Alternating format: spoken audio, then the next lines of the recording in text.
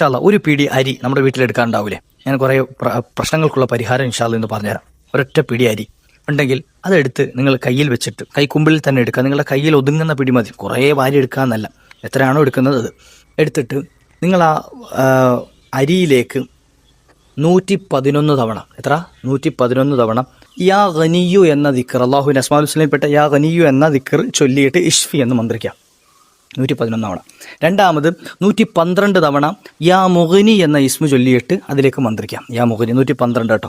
മൂന്നാമത് യാ ബാസിത്തു എന്ന ഇസ്മു ചൊല്ലിയിട്ട് 113 തവണ മന്ത്രിക്കാം. അപ്പം 111, 112, 113 അങ്ങനത്തെ കണക്കിലാണ് പോകുന്നത്. യാ ഗനിയു, യാ മുഗ്നി, യാ ബാസിത്തു. നാലാമത്തത് 114 തവണ യാ മാലിക്കൽ മുൽക്ക് എന്ന ഇസ്മു ചൊല്ലിയിട്ട് അതിലേക്ക് മന്ത്രിക്കുക, യാ മാലിക്കൽ മുൽക്ക് എന്ന ഇസ്മു. അഞ്ചാമത് യാദൽ ജലാലി വല്ലിക്റാം എന്ന ഇസ്മു ചൊല്ലിയിട്ട് 115 തവണയും മന്ത്രിക്കാം. അപ്പോൾ എത്ര? യാ ഗനിയു, യാ മുഗ്നി, യാ ബാസിത്തു, യാ മാലിക്കൽ മുൽക്ക്, യാദൽ ജലാലി വല്ലിക്റാം.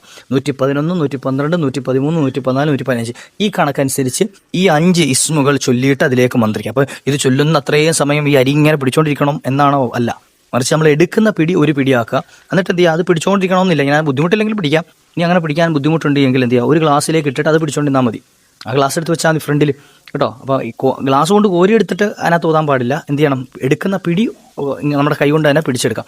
ഇനി ഇതിന് ശേഷം അതിലേക്ക് സൂറത്ത് ഖുറൈശ് 7 തവണ ഓതി, ഈലാഫി ഖുറൈശ് എന്ന സൂറത്ത് 7 തവണ അതിലേക്ക് ഓതി മന്ത്രിക്കുക, ഇഷ്ഫി എന്ന് മന്ത്രിക്കാം.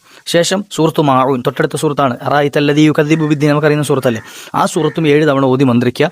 തൊട്ടടുത്ത സൂറത്തുൽ കൗസറും 7 തവണ ഓതാം. അപ്പം മാഊൻ അല്ല, സൂറത്ത് ഖുറൈശ്, സൂറത്ത് മാഊൻ, അതുപോലെ തന്നെ സൂറത്തുൽ കൗസർ, ഈ 3 സൂറത്തും 7 തവണ വീതം ഓതിയിട്ട് ആ ഒരു പിടി അരിയിലേക്ക് ഇഷ്ഫി എന്ന് മന്ത്രിക്കാം.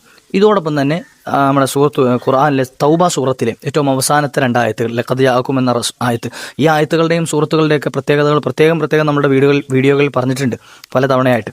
അപ്പം ഈ ഒരു 2 ആയത്തും 3 തവണ ഓതിയിട്ട് എന്ത് ചെയ്യുക? ഇതിലേക്ക് മന്ത്രിക്കാം. എന്നിട്ട് ഈ മന്ത്രിച്ച ആ അരി ഉണ്ടല്ലോ, ആ പിടി അരി, അതെന്ത് ചെയ്യണം? നിങ്ങളുടെ ബാക്കിയുള്ള അരി വെച്ചിരിക്കുന്ന ആ അരിക്കലത്തിലേക്ക്, അരിപ്പാത്രത്തിലേക്ക് ഇട്ടിട്ട് അതൊന്ന് മിക്സ് ചെയ്തേക്കുക.